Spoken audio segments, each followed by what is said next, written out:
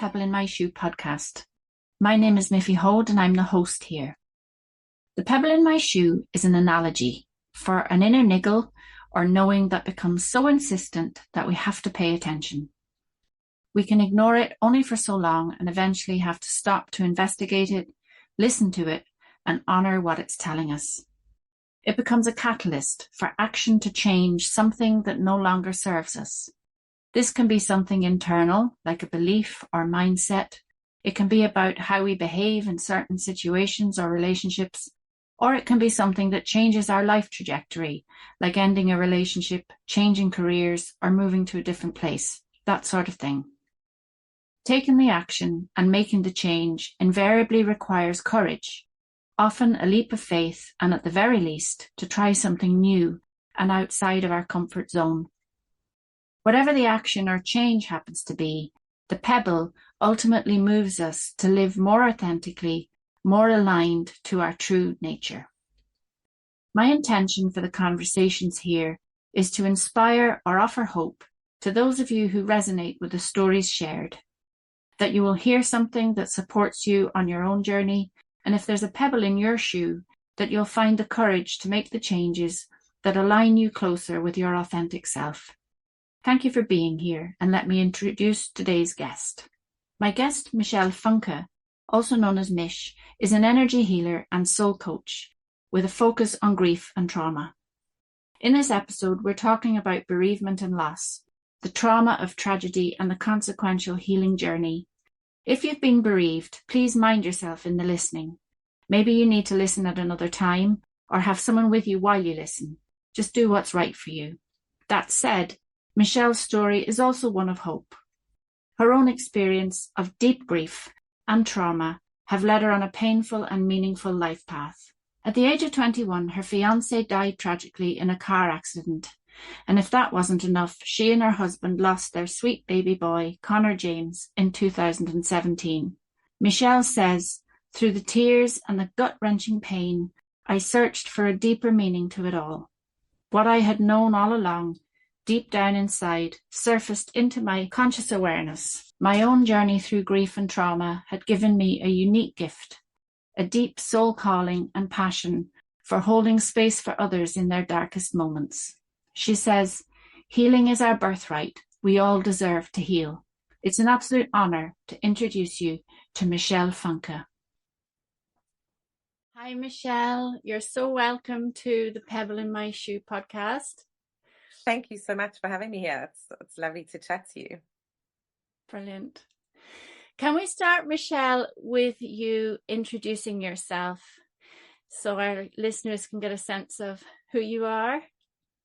Sure. Hi, I am Michelle. I am an energy healer and soul coach. And I mainly work with people who are struggling through trauma and grief. And that is really largely based on my own experiences, which have led me to this point. I have 2 children on earth and 1 in heaven, and I am living in Ireland and moved here from South Africa, so have had quite a few life experiences, if to put it that way, that have also led me really to this point, and really zoned it in for me. So that's pretty much, I guess, who I am and why I'm here. Yeah, that's lovely. Thank you, Michelle. Thanks for that. Yeah. So, in this podcast, we talk about the pebble in the shoe as being something that instigates a change in us, or something that we have to face and look at and own, maybe. But where do you want to start, Michelle, with the pebble in your shoe? Everything in my life has led me up to this point, and it's quite interesting to see, looking at it from the perspective of the pebble in your shoe. When I was 21, my fiancé died in a car accident, and that experience I had this kind of deep burning need, or I was compelled to help other people who had been through a traumatic experience, and so that's when I went into kind of the counseling realm, even though I was, securely in another career, and from there it kind of grew. And I conceitedly or arrogantly thought that, "Oh, I've done my experience with grief, you know, I've got that taped." And then I was shown differently when our son passed away. There was a whole other level of grief and trauma. And, in every single astrology reading I've had, in human design, it all kind of points to trauma and grief, and crisis being very much in my realm, and so all these experiences have really shaped me and then led me to this point where I feel that I would like to help other people navigate their crises or grief or trauma. So I guess in a nutshell, that would be how the pebble in my shoe has influenced my life, and brought me to this point. And it's kind of, there's no getting away from it. It is really just always there, and always this need or thing compelling me to, this is really the space where I need to be and work, and where I can make the biggest difference in the world. Yeah, wow.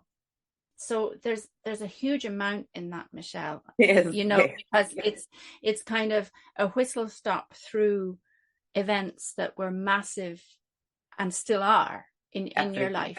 Is it okay if we go back and unpack a little bit around the time that your fiancé died in the car accident? Is that okay with you? Absolutely, yes.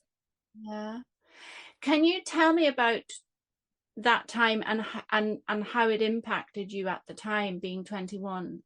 Sure. Well, I think at 21 you feel pretty invincible, and while you may know that people die through like grandparents or whatever, you don't ever realize, or it really shakes you to the core when somebody, so young. That was my first experience, at any rate, of somebody my kind of age group that was really connected to me passing away, and so tragically. And I think it just yeah, the trauma around it really just it really shapes you. I think it can't be any other way.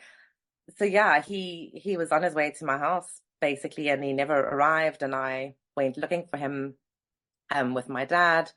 And my dad has like been my rock through both him and my little boy Conor passing away. My dad has been, oh, my anchor. Anyway, so I'm really grateful to have had that support from him. But yeah, so we went looking for his car, and we found the wreckage on the side of the road, and then had to kind of piece together what happened, and go to the police station, where they unfortunately weren't very well trained in dealing with people.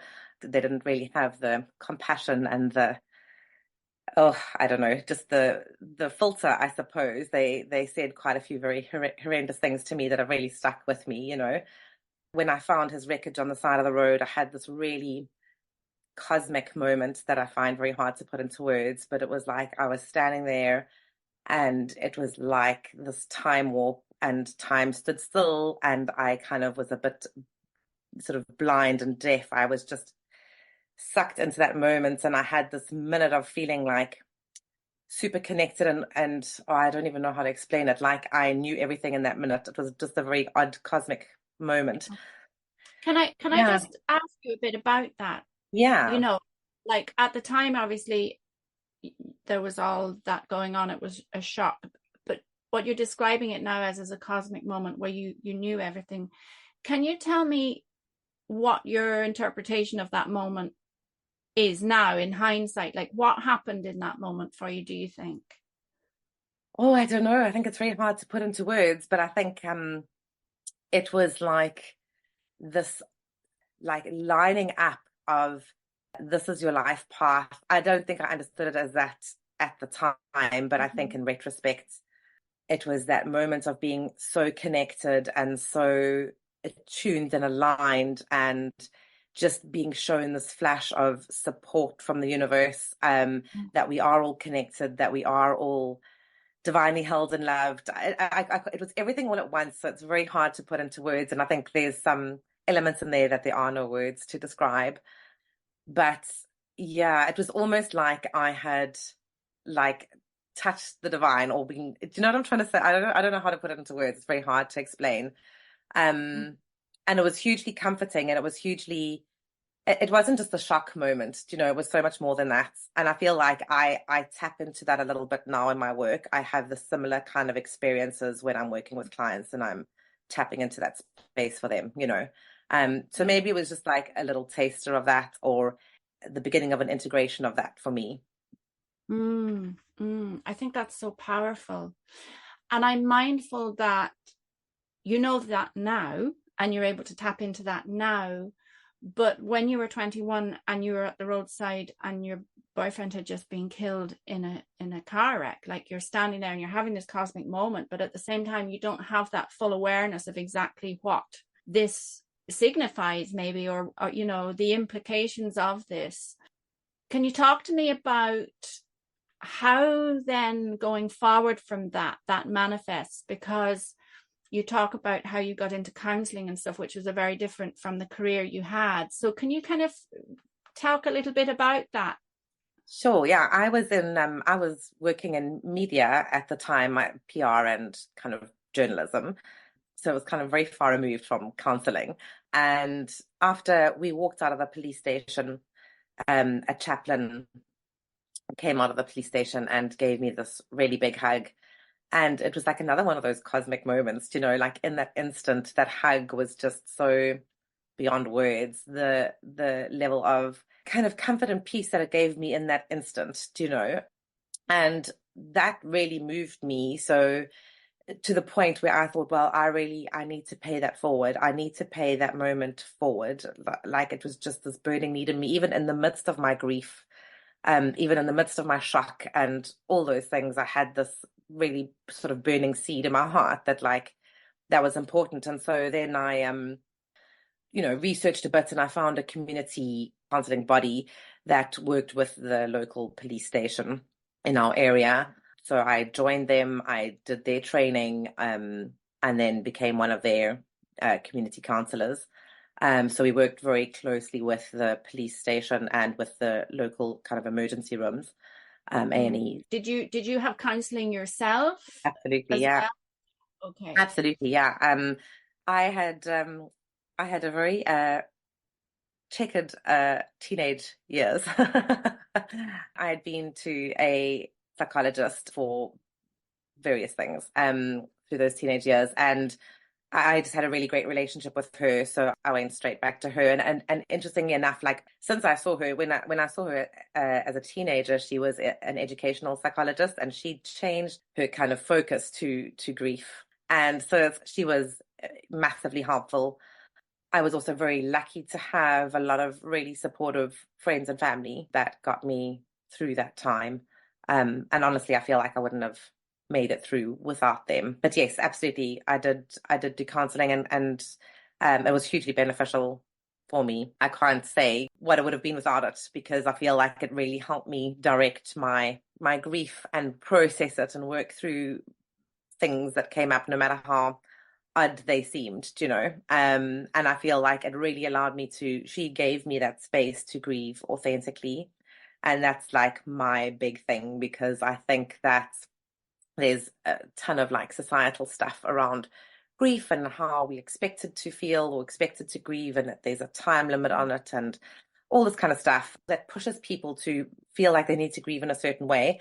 And that is completely not true. And I was very grateful that she gave me that space and opened me up to that, you know, that everyone's going to be processing whatever it is that's happened in their lives differently. And they all need to do their own things to go through it. And she encouraged me, you know, like I felt I had, you know, at 21, I just couldn't comprehend it. Like death is just so final. And, or at that time, that was my thinking, you know, I think of it a bit differently now. But, you know, I couldn't kind of comprehend that he was here 1 minute and literally gone the next, you know. And that's the thing with trauma, right? Like trauma totally interferes and interrupts the normal grieving process, if I can call it normal. Yeah. And so she really helped me work through that, and that like I needed to go and I needed to find out more. And so like I went and I looked at the police files. I went and I interviewed the fireman that cut him out of the car. I went and, you know, just I had to go on this huge discovery mission. And she even like organized an accident kind of inspector to speak to me about like the accident, and was just like getting those little, it's all kind of trying to process it and logically kind of work through what actually happened, I think we all get to the same place where there maybe aren't any answers, but it really This, helped me a lot to have that support. yeah, and what I'm sensing in that, Michelle, is a huge amount of courage to do that, because in grief, when you're so hurt and sore and raw, sometimes to actually go into the details of what happened to the person could be something you'd rather avoid. Like I needed to know. I was trying to put this big thing of his death into some kind of organized information that I could understand, and so I think that I was really just grasping for some kind of reason or like method to the madness, if I can put it that way. Yeah, yeah, to understand what happened. Yeah, and then I'm curious then, Michelle, about the time frame we're looking at here, right? So you're having counseling yourself with this lovely psychologist who happens to have, sort of moved into the grief space, um, which sounds serendipitous as well. And then you're talking about how you got involved in training as a counselor. So Yeah. what are we talking here? Months, years? Years, Okay. I joined the trauma counseling unit probably they won't let you join until a year after your trauma, right? And that is their you need to have done a certain amount of healing, right? Which I totally respect and agree with. And then I had to do a whole lot of training and all sorts of psychometric testing and all that kind of stuff to be accepted as a part of their thing, which I did. So that probably took me about 2 years. And after, yeah, my fiancé had died, and then I was a member of that for about 10 years. And ended up being one of the leaders. And then I was involved in a whole lot of programs of training police and training new counselors as well. So then the lady who had started the unit and I, in the end, were running it. Then, for various reasons, after about 10 years, that unit kind of ended. But during my course of being a trauma counselor, I then decided I wanted to take it further, and I started my degree in psychological counseling with criminology and psychology as my two majors. And then that took me forever to finish. Life happened. I was busy. I had my own business. And then I had children, and then, all these that kind of things happened. So that took me a good like 15 years or more even to finish that degree. But, I got it. So Reflecting on that period of time and the process, if you like, for you from that moment standing on the roadside, having that cosmic moment, as you describe it, and then, continuing through. What was the pebble in your shoe the for that? pebble in my shoe was paying it forward, was paying that hug forward and using that moment of cosmic knowing. I just knew that I felt compelled and this burning desire to help people in the space and make this difference and change in the space. Okay. So that's the bit I'm interested in then, because hindsight is great. We look back and we go, oh, yeah, that all fits together. Look at that thread running through there. But while we're following the thread, we don't necessarily know. And that's kind of what this pebble is in a way, Absolutely. isn't it? And so I'm curious then about how that manifested for you. You talk about this knowing, you just knew you had to pay it forward. So can you talk to me about how you knew? I felt it in my heart space, right? And it was this really big thing of I've got to do this thing, and kind of all my interests, I suppose, things start coming into your field when you have this idea or this thought or this heart opening to a way, or to a thing that you feel compelled to do. And yeah, I think a whole lot of things just aligned, and opportunities arose, and there was opportunities through the trauma counseling unit to do courses and things with kind of experts in the field, at educational institutions, or attend lectures and those kind of things, which I did, which obviously just made me feel more and more like, yes, this is the right fit, yes, this is what I want to do. But I think it all really culminated in, I would say, my 30s only. So this is I'd say a good 10 years later, where I remember having these moments going, God, what am I doing? Like, what am I doing with my life? I'm writing here about extravagance. I was kind of doing travel journalism, which was really, I was in all these five-star places that hardly anyone can afford to go to, and whatever, which was lovely. It was a beautiful experience. But I was going, oh, but I'm not making any impact on the world. I'm like, what I'm doing is superfluous and fun, but it's not meaningful. It wasn't meaningful to me. And then again, a whole lot of things shifted and opened up. So yeah, a whole kind of series of events. And I think that's exactly what happens, right? When we're on the right path, when we're having this moment of alignment, everything just opens up and things come into your space to allow you to move forward in that direction. So you're describing working in this nice job, sounds lovely, reporting on lovely luxurious places to holiday and stuff, but feeling that it was superfluous, feeling that it wasn't meaningful, and that there was this more meaningful thing, which sounds like another pebble rolling around in the shoe there. It is, And absolutely. then I'm curious about the courage to change direction. Like you said how things open up when something aligns with you and come into your field, but how do you then step into that? It was incredibly hard. It was probably it was a very challenging time because so what had happened, I think, is that the trauma unit work was fulfilling that need that I had, or that drive to be of service and to help people in that traumatic grief space.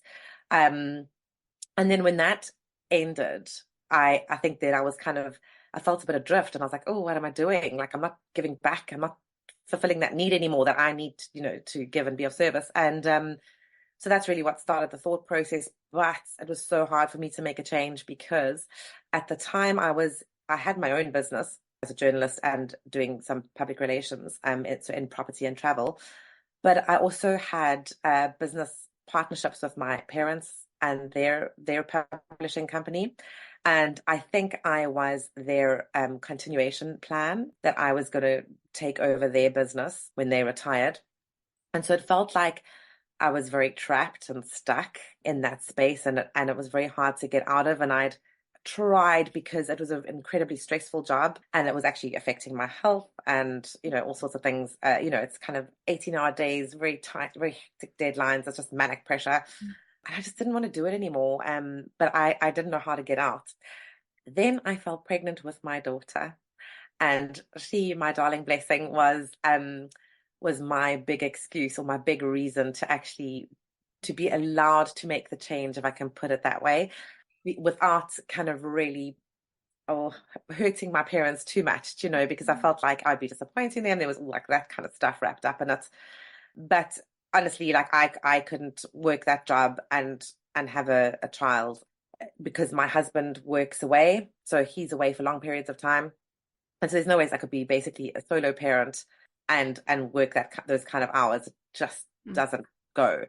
And so that was my beautiful excuse and reason. And, and that was what opened it up and allowed me. So I thought, okay, well, what am I going to do now? Now is my opportunity to make a change. So I closed down my business while I was pregnant. I did a coaching course. So it was same-sex self-empowerment, some NLP stuff, and then some hypnotherapy. So I did all that while I was pregnant. And then by the time she was born, I had kind of wrapped up most stuff, most things, and moved into the coaching space when she was about a year old or so.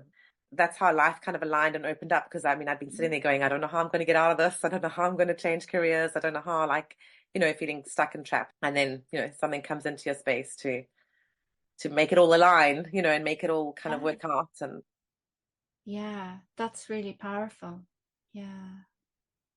And so you're still in South Africa at this stage, Michelle? I was still in South Africa at this stage, and then a whole lot more serendipitous things, coincidental things happened. So then I was working on my coaching business. I was seeing clients, and then.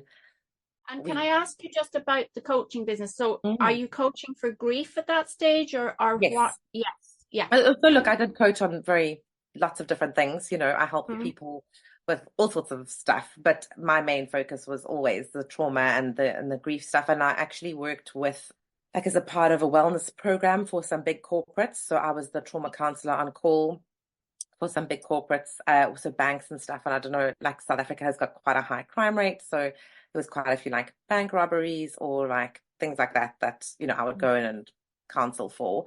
So that was like group and individual sessions. But then I also had like other clients aside from that. Yeah, I did like relationship work, I did like goal setting, like a whole lot of different things, but I you can't only do the trauma stuff. I think it takes quite a lot from you. It can be quite heavy. So I do like to kind of spice it up with a few other clients with other things. But yeah, that was the main thing that I was working on. And then I fell pregnant with our second child, our middle child, Conor. And oh, that was all fine, and I carried on working. But then sort of towards the end of the pregnancy, it got a bit like I went into preterm labor. So I had to just stop working at that point. And then, yeah, then he was born, and all of my children have been early, right? All three of them. And so Rachel ended up, my firstborn daughter, ended up in the ICU, the NICU, for a couple of weeks because she was prem. And Conor, they managed to keep him in me until due date. So he came out, and he was like, got great APGAR scores, was like perfectly healthy. He was the only child that came back with me to the maternity ward, which was such a blessing. And I'm so grateful to have had that experience. He wasn't well, but they released us home. They thought he just had a bit of jaundice, but he wasn't. There was something else going on, and a couple of days later, of course, it was over a weekend and whatever. So on the Monday, we took him back in to see the ped, and the ped said he's really ill. They suspected some sepsis, so they admitted him. They started him on a whole lot of like antibiotics and stuff. And that was like 4 or 5 days after, he was born. Maybe 6. Anyway, and then on the day after he was admitted, he had a massive heart attack. And so it basically, he had a virus. It was Coxsackie virus, Coxsackie B, and that attacked his heart. And it happens to so few. It's so rare, and they can't explain why it happens, But anyway, the virus attacked his heart. So it basically put him into heart failure. He had this massive cardiac event, and then developed myocarditis. And so like his heart was about 30% functional. Him then from the NICU where he was to a specialist cardiac hospital and ward, where he received, great care, but there was very little they could do. And it was very hard seeing your baby like that, sort of attached to all these machines and stuff. And it was quite a shock. And that, after he was born so healthy and everything had been so great, like you just didn't expect that, and yeah, then he ended up being put on ECMO. They were hoping that his heart could rest a bit. But look, there was always like this tiny little ray of hope that something would happen. But in reality, it was going to be hard because, had he survived, he would have needed a heart and lung transplant, which it's just almost, he was 3 weeks old, and they can only do that at 3 years old. And so they would have had to try and find something to bridge those years medically. And I don't know, it wouldn't have been a great life. I don't think it would. Anyway, he was on this ECMO, and then he passed away. And the day that he passed away was also, I knew it was going to happen. I knew, it was that kind of knowing. And I will say, like, from that cosmic moment with my fiancé, like after that, I didn't realize at the time, but a lot had changed in me, and I had these just knowing of things and being able to kind of just know things, before they happened. I feel like it opened up that kind of part of me, that connection. And so, like, yeah, on the day that he passed away, I actually, he was really ill and lying there, and he got kind of hospital acquired pneumonia from being on the ventilator. And then he'd had like a superbug, and the hospital acquired pneumonia was some really hectic type that didn't respond to normal antibiotics. And it was just like, it just felt like all these hurdles, and I remember standing by him, and my husband was away, of course, for work. And like Conor Okay. was stable and he needed to go and work. So he thought, okay, well, he's stable. He's going to go, but I think again, it was all aligned. I think he needed to be away. I think that was how it needed to be, and yeah. And so I remember just standing there and just hearing that he then had a super bag and all this kind of stuff. And I just looked at him and I was like, it's too much. It's too much for your tiny little body to, so I honestly, I said to him, if you choose to fight, I will be here with you and I will fight with you and I will do whatever I can for you. But if you choose to let go, it's also okay and you can go and I'm proud of you and I love you and you fought really hard, but like, it's a lot. And so, and I left and I knew, they had such strict visiting hours anyway at that cardiac place. And so I had to go and driving home, I just knew I was just like a total wreck, and I mean, I hadn't even been home. I mean, I lived about 20 minutes away from the hospital and I hadn't even been home for a full hour before they phoned me and asked me to come back. So, and he'd passed. But I knew, and it was like, I was glad that I said those things to him, and I was glad like that I'd given him the permission and told him that I loved him and that I was proud of him and, that it was just too much for him, and in a way, now, like as shocking as it was then and traumatic and all those things. And as much as I miss him and all the time still and like wish he was here with us, and know that he is in a way, but wish that he was here with us, in the flesh. I just think of the life he would have had and it wouldn't have been a great one. And so like in a way, there's a bit of like relief, or I don't know how to put that, but like I just think and if it had been that way, we would have navigated it and made the best of it. But I just think it would have been really challenging for him, and I don't think it would have been a great quality of life. Yeah.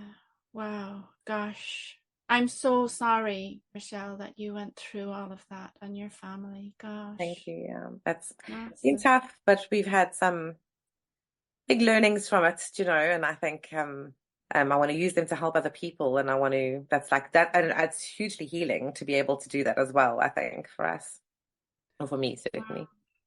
Yeah, and like I mean, there's so much that we could unpack in that story. I mean, not least the strict visiting hours around, within that. I mean, like I just can't imagine sending a mother away from their baby who is so sick. Like it just Oh, seems it's and inhumane almost. Absolutely. And I think one of your questions is kind of like, what do you know now that you wish you'd known then, Mm, or whatever. And I feel like I should have advocated, like that is one of my things that I feel like I wished I'd done better. And it's like that's wrapped up in my trauma, right? Like that's some of the stuff sure. that has come up for healing that I feel that, they when they put him on the ECMO, they told us that he had a 30% chance of survival. And I should have then asked for more access, and I should have advocated for that.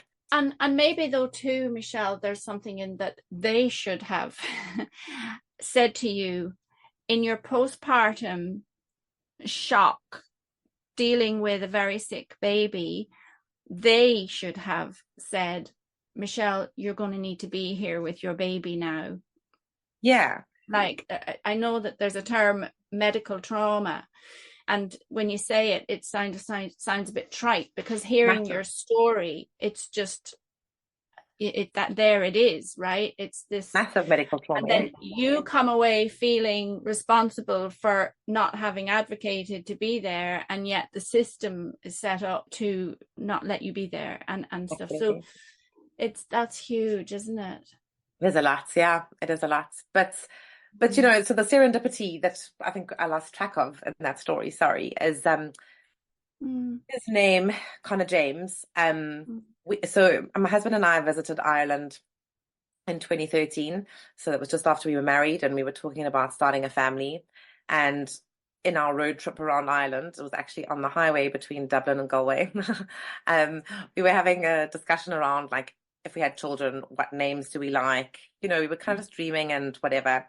And so I got out my little notebook and we'd made notes and girls' names were always a bit uncertain, but the boy's name was going to be Conor James. That was like the name. So then when they told us that he had a 70% chance of survival, my husband said to me, if he doesn't make it, we are going to Ireland, because it just felt like fitting, because, we were here and we were dreaming about him and came up with his name and all that stuff. And anyway, when we'd visited here, we just had felt like a real connection to Ireland that is also hard to put into words. So we came back after he passed away in 2017, and we scattered his ashes actually at a stone circle just down the road from where we now live. And that just felt right for us, and like we went against, like, this is going back to the authenticity and grieving, or moving through your grief and or your trauma, is you got to do what's right for you, because we didn't have a big funeral. We just had a tiny little ceremony in our garden. We didn't do any of the things that like are expected of people that grieve, if you put it like that. And we kind of, as soon as we could get his ashes, we left, for a week to do this. And, it just is kind of against what, there was a lot of tut-tutting, from the people around us. And it just felt right to us. And we were just really going on like what felt right, what sat right with us. And we were just really listening to our needs and our intuition and our what we needed to do, and that was incredibly healing to do that. A couple of years later, a year later, exactly to the day, we had our third child, Jaden, and then just after that, we went into COVID, and we had to sell our house and move. And so, because obviously my husband working away couldn't work during that time, so it was just like a big knock financially anyway. And we both just kind of looked at each other and we went, Ireland. And it was just, right. And then we've now ended up moving to Ireland in 2020 in the height of COVID lockdown. So here we are. And we are now 20 minutes down the road from the stone circle where we scattered Conor's ashes. And it was all kind of not by design. It's just how it progressed, Yeah. Wow. Gosh, what an odyssey. Like, it's massive. And there's so many things I want to ask you, Michelle, but one of them is, you said about the tutters. Oh. People were tutting. And I am curious about that. I'm curious to know, how are they all now? How are they doing with your decision? I don't really care is my answer, because it's taken me a long time to get here, I have to say. And this has been years of work on my own stuff. But I think one of my biggest things is the things people say to people who are grieving and or who have been through a trauma. And it's taken me a long time to try and to kind of get the higher perspective on it. And I know that they come from a place of just maybe ignorance and not knowing what effect their words are having on people. And they often are coming from a place of love and wanting to comfort or wanting to help, or feeling awkward and wanting to say something and not knowing the right thing to say. And so then they just say the completely wrong thing. Or it's based on their thoughts, beliefs, opinions that are not necessarily in alignment with yours. So it's taken me a long time to get that higher perspective. But even so, the things that people say can be hugely damaging and or hurtful and or restricting, like stop you from processing or grieving the way you need to, because you think you are doing something wrong. And I remember the officiant who gave the little ceremony when we had our thing for Conor in the garden, our little memorial. He said to me, "You're doing all the right things." And I thought, am I? Like, what are all the right things? What are the wrong things then? Do you know? And I just found it interesting, and they've been, things people said, and I know there's a million stories, like, you should be over it by now. You're still talking about it. Like, it's like, no, I'm never going to be over it. It's going to be processed and integrated as a part of my story. And I'm going to have found a level of peace, hopefully at some point, but I'm never going to be over it, And so it's all these expectations, like, and it comes down from generations and, society and all that kind of stuff. It's very complicated, but I was really grateful that I had done enough work at the time that Conor died. I'd worked through enough of the stuff from my fiancé that I had, and also through working with other people and speaking to other people who are going through grief, and just seeing how that's affected them and their journeys, the inability to be authentic and listen to their own needs, And that really gave me the freedom to just go, well, I don't care. They can tut as much as they want. Mm. I'm doing what's good for me. It's not their journey. They haven't lost a child. I have. And so, my husband has, we have as a family. So we're going to do what's right for us, but that takes courage as well, to kind of go Yeah, against your brain. yeah. Convention and tradition, while they have their place, I understand, this structure, but it's so restricting, when this is how it's done and it's only done this way, Yeah. Look, I think it serves some people. I think there's a huge amount of comfort in it, and when you are in that space, kind of not having to think of what to do because there is a convention or a norm or something to just lean Yeah, into and allow to happen. But it doesn't work for everybody, and you don't have to do it that way if it doesn't suit you. If it works for you, fabulous, lean into it. But if it doesn't, and that's the problem, is that as soon as it doesn't work for you or you don't want to do it that way, then there's the tut-tutting, right? yeah. I'm reminded of two examples.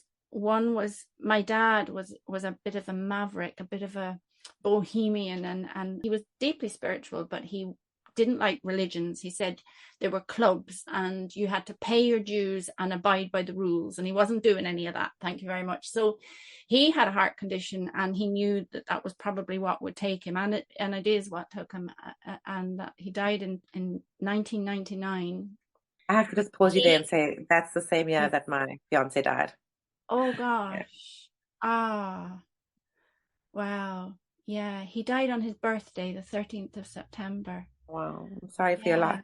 But how's that for a beautiful full cycle? Yeah, I don't know. 75 years old. He'd be 100 this September now in 2024 if he was still alive. But we buried him according to his wishes, which was in his own orchard in Lovely. County Donegal, in the garden of his home. And that was his wishes. As a family, we created our own ceremony for him, and I read a poem, and my brother said a few words, and my sister read a little piece that she had written, a letter to him, and all of that. So it was really beautiful and very fitting of the man. And actually the local priest came, and he didn't wear his collar. He just came as a member Well, of the that's so congregation, respectful. if I you love want. it. On the other hand, and it's not that the other example wasn't lovely, but a friend of mine's husband died very suddenly, just had a massive heart attack one morning, and he was only 52.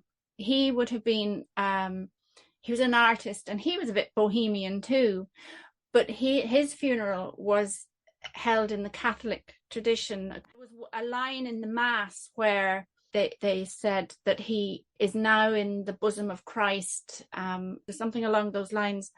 And even though it's only words, I was sitting there going, I'm not sure that's where he was. Knowing him, and it just didn't feel fitting. And I don't mean that in any way disrespectfully, but it's just an example, I suppose, of how sometimes these things fit and sometimes they don't. I have found through my own experience and through working with people that when there's that incongruency with the rituals or whatever you want to call them, or the things that we do once a person has died, when there's incongruency there, it makes the grief so much harder. Like it's like you get stuck there and you can't move Yeah. past it because it's not aligned and it's not fitting and it's not working for you. And so it's Yeah. not helpful. It doesn't help. And the reason why those things are there is to help us move through our grieving process. It's kind of trying to find that closure or understanding that this phase is finished, that the cycle of is finished, and when it doesn't align, then it doesn't work. It doesn't serve its Sure. purpose. Yeah.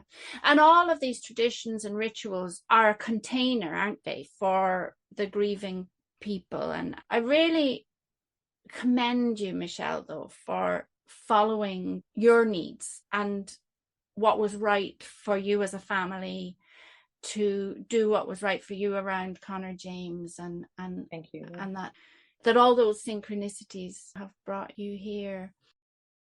Michelle, I often ask a person at this point in our conversation, what would your life be like if you hadn't taken a look at the pebble in your shoe? And I'm not sure that it's actually the right question, because it strikes me that you have really honored the pebbles in your shoe throughout your life. But can you even just surmise, if you hadn't have followed that knowing and that wanting to pay it forward and stuff, if you'd have ignored that, what would have it I looked don't know. like? I don't think I would have processed and worked through my grief and trauma experiences as well as I have. Obviously, having the knowledge, like having the book smarts, so to speak, around it has helped me hugely, obviously, understand my own journey, but also being able to reach out and get the support. I don't know that I would have been so open to it. And I feel that I've had massive healing for myself through working with other people, through, I always learn something. You always learn something from the people that you work with. It's not only a one-way street. I would have missed out on all of that. I would have missed out on a huge amount of healing for myself.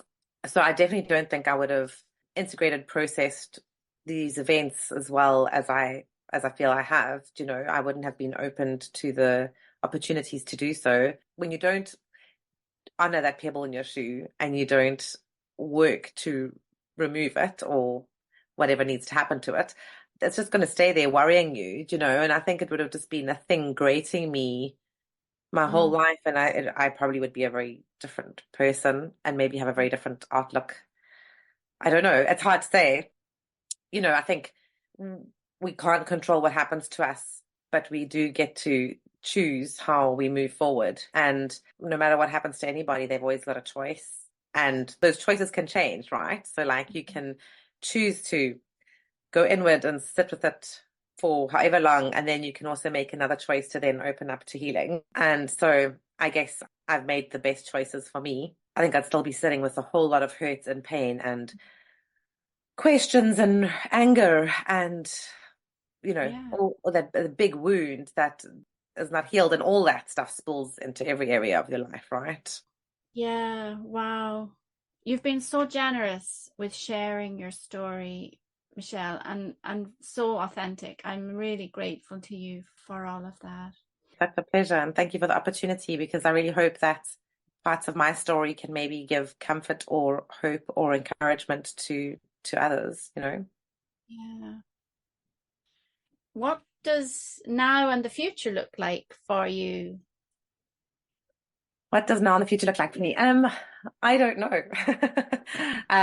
The future looks like just continuing to work with people who are working through their trauma and grief experiences, and I just really want to reach out and help as many people as I can, just ease that load and ease that big hurt, and also then just really appreciating and being grateful for what I do have, and the experiences that I do have, and the children that I do have here on this earth. Yeah, I think that's kind of my life, just enjoying watching them grow up, and then, work sense, kind of helping as many people as I can, just, realize that they can dig through the layers, and as much as it's hard and as much as it takes courage, and as much as sometimes we don't want to go there, especially to the big hurts and the big feelings that we'd way rather suppress.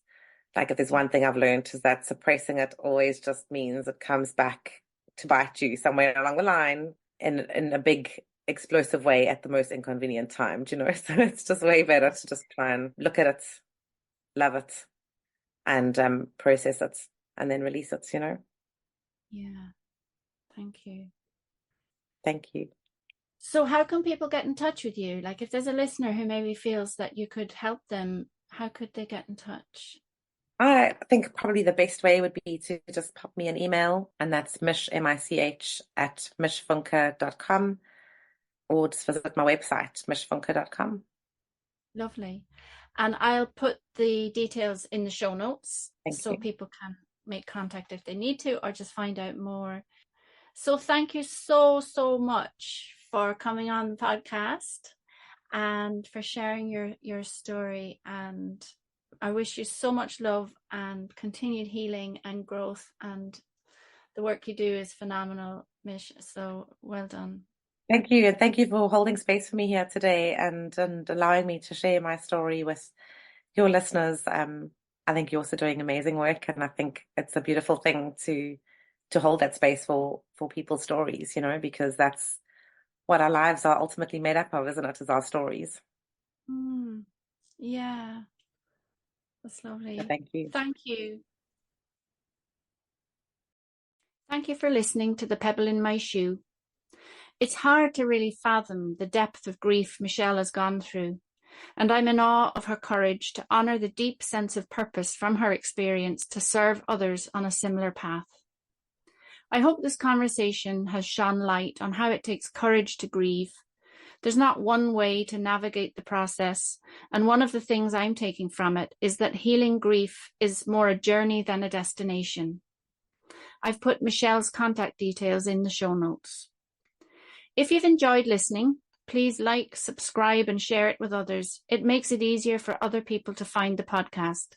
And if you have a story to tell about a pebble in your shoe, please get in touch. I'd love to talk with you about it for the listeners. As well as hosting this podcast, I'm a personal growth coach, a mindfulness tutor, and I develop resources that support, nurture, and energize the user. My beliefs are aligned with living mindfully, standing in my truth, and owning my power. This isn't always an easy task and can feel like more of an aspiration than a reality at times. That said, when we do stand in our truth and own our power, even if our knees tremble, it is so life-affirming and rewarding. My own life challenges and experiences inform my philosophy and my work. I'm in my element, holding space for other people to explore themselves so they can stand in their power too. On my website, www.daisycoaching.ie, there are links to book discovery calls or coaching sessions with me, news and information about what's new in the Daisy coaching world, and a range of self-directed personal growth and mindfulness resources to support, nurture, and energize your authentic self. I look forward to sharing the next episode of The Pebble in My Shoe with you.